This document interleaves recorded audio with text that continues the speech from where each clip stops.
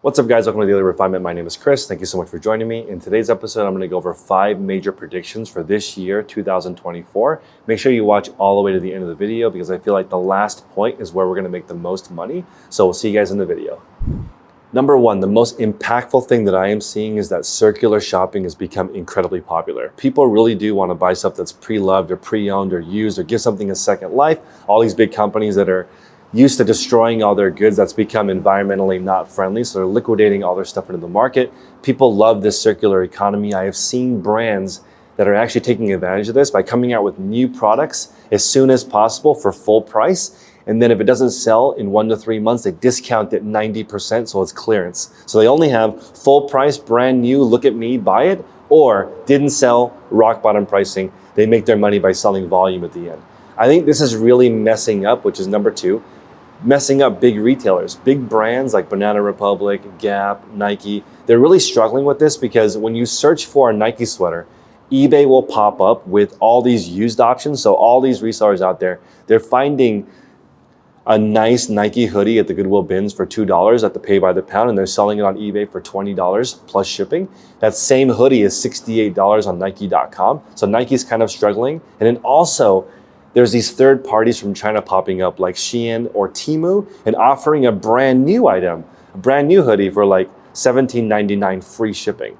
And right now what's really trending online is free shipping, free shipping, free shipping. People are trying to convince people that free shipping means the item is free and you don't have to pay for it. People kind of forget about how much it costs when you throw in that free shipping. So companies like Temu and Shein are actually probably going to surpass Amazon in sales because they're so good at marketing. People go online and look for something, they're presented with the eBay used item, and they're presented with these brand new cheap copies that are pretty much the same thing but 4% different.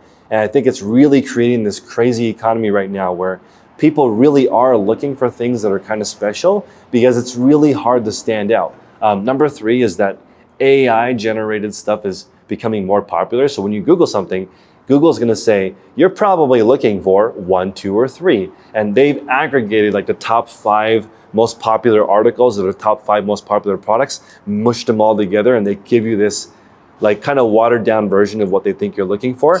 That's kind of how fashion is right now. People are essentially mashing together 2 or 3 brands, and you'll see something that looks like part of it's from Balenciaga, part of it's from Prada, and part of it's from Tom Ford in one item for 1/10 the price. So I feel like this AI generated community is giving us an opportunity to really do a deep dive and look on the 2nd, 3rd, and 4th page of Google for opportunities. That's where I've made the majority of my money in the last couple of years, is just looking on the 2nd or 3rd page, because it's really, really hard to be successful selling the top brands when everybody is doing that and Google is recommending that, and people really don't even know brands out of the top 20 that are already in the mall. Number 4 is that the National Retail Federation said that over 200 million people purchased something online in 2023.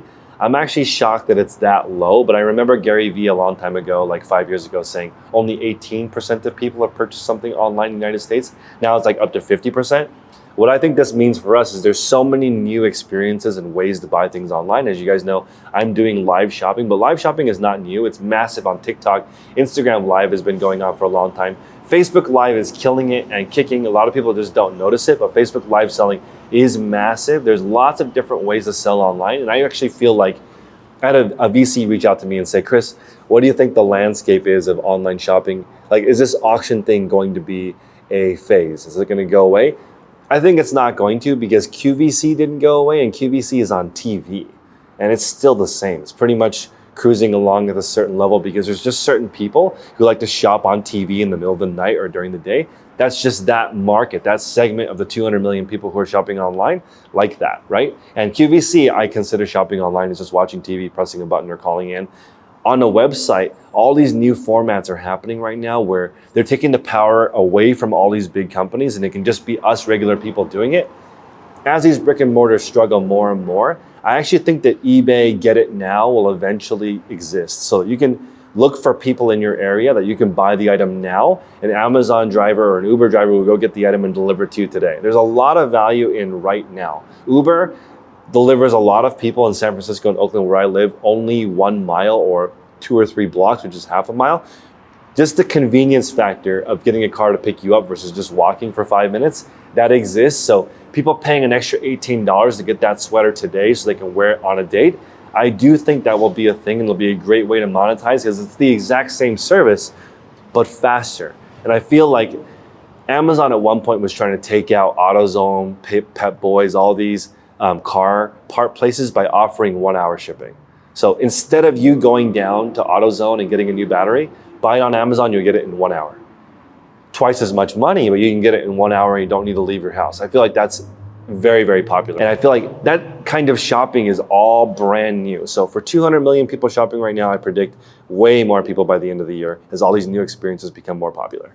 Number 5, and maybe one of the most unique things that we can do, is hyper-personalization. So right now, I feel like customers can be really demanding of what they're looking for. I was just watching this ramen shop in Japan where you could just press a button and a little bit more noodles would go in your soup, press a button, a little more soup, press a button, a little bit more spicy, press a button, nice piece of roast pork would fall onto your noodle bowl. I thought it was so cool being able to personalize a noodle bowl exactly how you want it. And I feel like that is what you can do when you offer an online store. You're not stuck to only selling 10 or 20 items. You could offer 10,000 different unique t-shirts in the exact same store. You could tell people, we have bundles of 3, 4, and 5 things in the same one. If you're looking for 5 shirts, we'll give you a bit of a break. 4 shirts, bit of a break. You want to do wholesale and buy 200 shirts, we got you. I think that this hyper-personalization era means everyone needs to be really narrow and offer a really wide variety of what they do. I think that customization, people are willing to pay for. People pay